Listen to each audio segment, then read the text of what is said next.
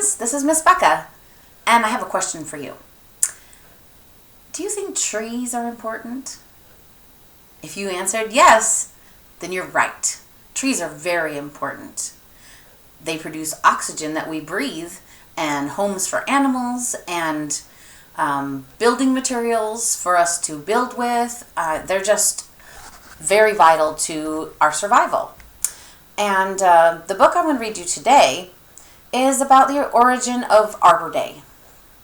And another cool fact about that, Arbor Day originated in Nebraska. So the title of my book today is Arbor Day Square. The author of this book is Kathryn Galbraith, and the illustrator is Side Moore. So I'm going to read you Arbor Day Square.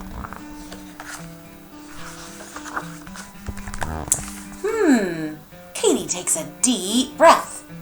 Everything smells new, she tells Papa. And everything does.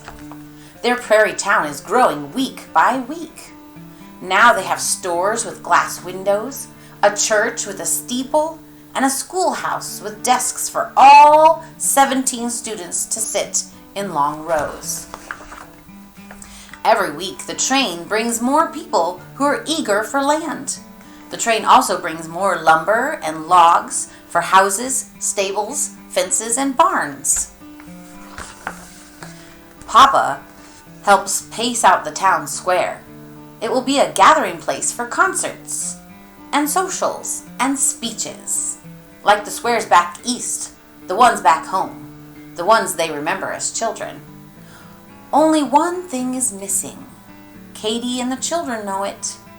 The townsfolk and farmers know it too. There are no trees on the prairie. No trees for climbing or for shade. No trees for fruit or warm winter fires. No trees for birds or for beauty. At the town meeting, everyone agrees that a proper town, their town, needs trees. Mrs. Johansson passes a basket. Precious nickels, dimes, and quarters tumble in. Jingle, jingle, clink. Katie adds her own 6 pennies and Papa's silver dollar. When the basket is heavy, Mr. Klein taps out an order over the telegraph lines. Tap, tap, tap, send 15 trees. Days tick by. Sunny days, rainy days, windy days when dust devils dance in the road. At last the telegraph lines tap back. Tap, tap, tap. Trees are coming. Toot! When the train pulls in, folks hurry to the depot. Babies and dogs come too. Katie skips beside Papa, swinging her bucket and dolly. They're here! Papa, Mr. Zimmerman, and all the O'Briens carefully unload the boxcar, counting as they go. 13, 14, 15. Katie stares at the saplings, spindly and green. They're too little. Don't worry, they'll grow, promises Papa. But Katie isn't sure. Katie and Papa follow the parade of trees to the new town square. Papa and Mr. Carter dig 3 holes. Dig, swing, scoop. Dig, swing, scoop. Papa plants 3 small maples. Let me help, Katie says. She gently pats the soil down around each baby tree. Under the warm sun, more trees spring up. Someday these oaks will shade the bench, Papa says, and there the elm tree will shelter the bandstand. But Katie isn't sure. Neighbors plant 4 maples near the church, 1 apple tree on the corner, and 3 chestnut trees in the dusty schoolyard. Danny O'Brien leads the bucket brigade. Katie lugs her bucket too. Cool drinks for thirsty trees and dogs. In a quiet corner of the square, Papa and Katie dig a hole together. Here they plant a flowering dogwood in memory of Mama. Katie touches the tender leaves. It is very little, but... Now this is our special tree, she whispers. Papa hugs her. Yes, our very special tree.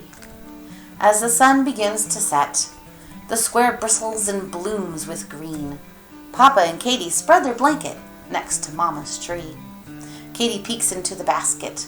There's plenty of food to share with friends and dogs and Dolly. As old Doc fiddles up the moon, neighbors gather their children and dogs and wave goodnight. Let's do this again next year. And they do. Year after year, they gather in the square for another Arbor Day, a tree planting day, a holiday. Carrying shovels, rakes, and hoes, Katie and Papa help plant trees throughout the town. Trees for climbing and for shade, trees for fruit and warm winter fires, trees for birds and for beauty. And every year, Papa laughs and tells Katie, "Don't worry, honey, they'll grow." And every year, they do. It's another Arbor Day. Neighbors, kids, and dogs hurry to the square. Here comes Katie and Danny O'Brien with their Megan Ann. Katie's papa, now a grandpa, holds one of Megan's hands. In the square lies a small row of saplings, spindly and green. Katie smiles. One day that willow will sweep the pond, she says, and there the cedar will sweep the sky. Megan shakes her head, and Katie laughs. "Don't worry, honey, they'll grow.